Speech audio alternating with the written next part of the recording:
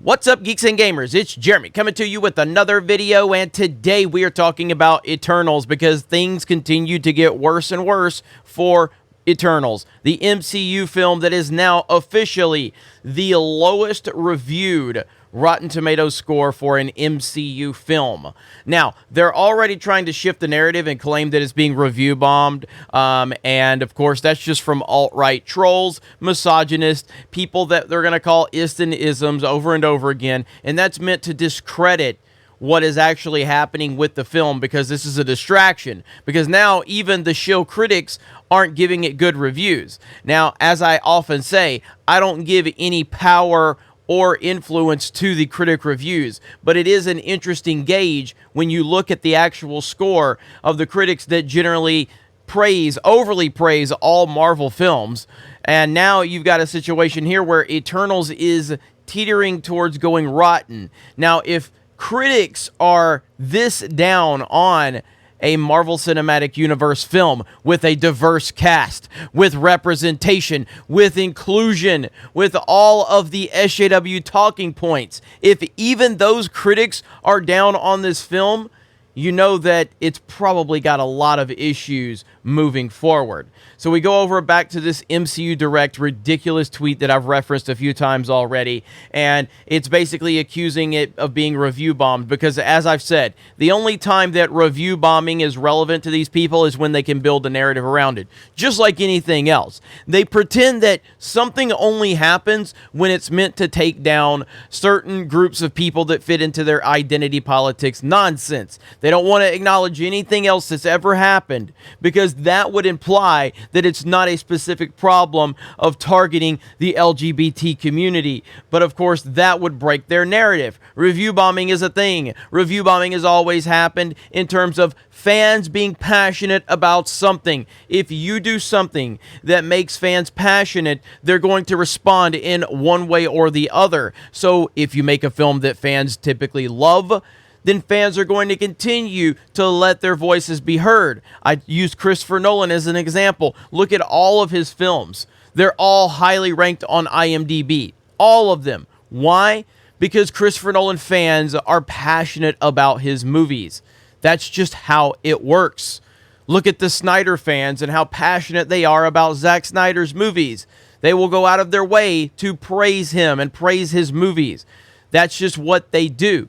So when fans are excited about something, they go out of their way to review bomb. And I'm using that term the way that the nonsensical losers out there, the media, uses it. At the end of the day, it's fans being passionate.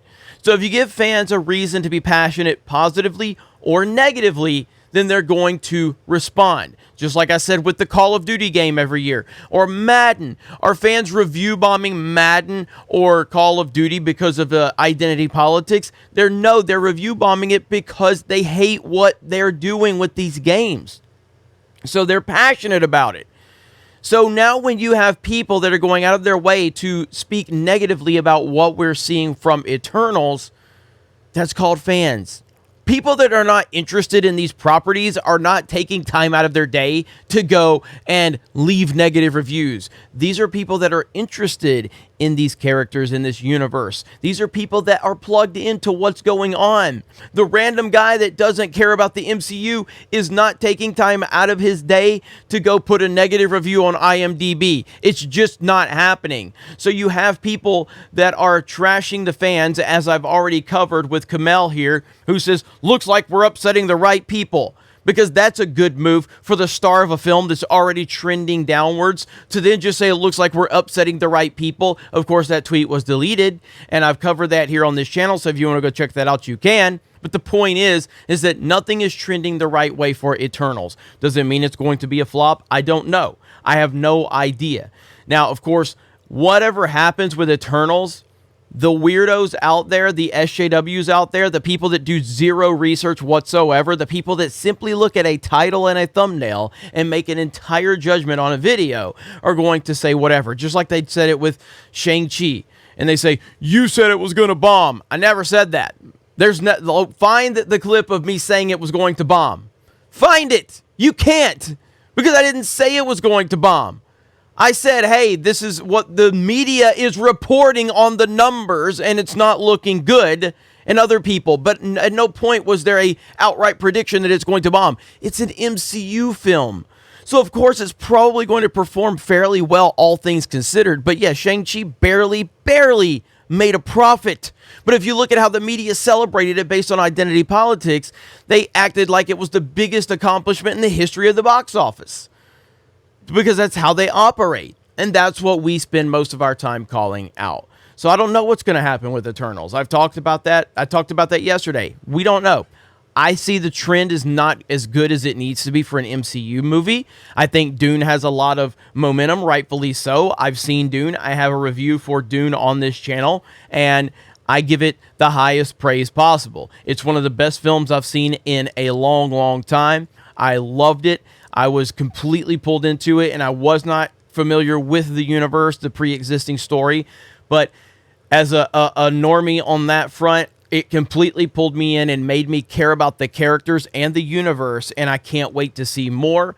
So I think Dune could have a little bit of an impact on Eternals, but I have no idea. It's still an MCU branded film, and we're going to see how that all plays out. But for now, the trends at the box office, the momentum for this film's not good. When the critics that always celebrate diversity, inclusion, and representation, when they celebrate that stuff as a key point in a film, and even the Eternals is doing bad with them, that is not a good sign. Then you have stars from the film trashing fans and having to delete tweets. It's officially the lowest rated movie on Rotten Tomatoes as we speak. You have this site right here, this Twitter account that's got almost 800,000 followers trying to spin a narrative. It seems like they're in damage control.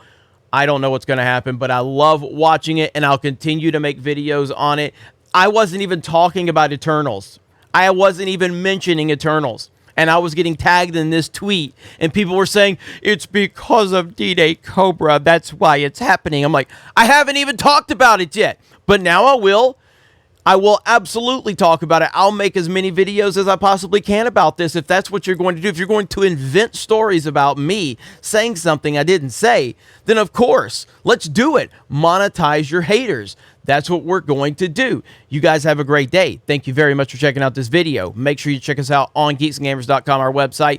Love my writing team. Love our editing team. Doing a fantastic job. I'll be in Arizona next week. That article is on geeksgamers.com talking about the meetup that we're going to have at the in-game bar. It's going to be awesome. Gary from Nerdrotic will be there. Ryan Kennel from RK Outpost will be there.